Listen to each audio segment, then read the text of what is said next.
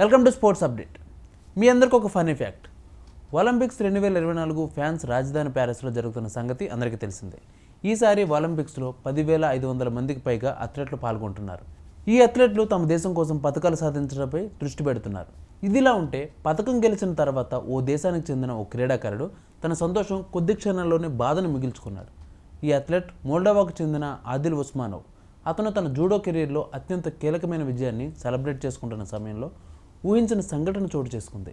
24 ఏళ్ల ఉస్మానోవ్ Paris 2024 Olympic గేమ్స్లో 73 కిలోల జూడో వెయిట్ విభాగంలో ఇటలీకి చెందిన మాన్యుయల్ లంబోర్డోను ఓడించి కాంస్య పథకాన్ని జూలై 29 సోమవారం నాడు గెలుచుకున్నాడు. అయితే ఒక ప్రమాదం అతని ఈ విజయాన్ని బాధగా మిగిల్చింది.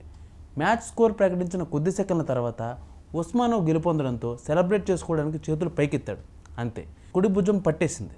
సో సెలబ్రేషన్ చేసే చిన్న పొరపాటు జరగడం వల్ల తన చేతిని అటు ఇటు తిప్పుకున్న సమయంలో తన భుజం పట్టేసిందన్నమాట. నివేదికల మేరకు అతని ఈ సెలబ్రేషన్స్లో చిన్న పొరపాటు జరిగింది. తన చేతిని అటు ఇటు తిప్పుతున్న సమయంలో తన భుజం పట్టేసింది.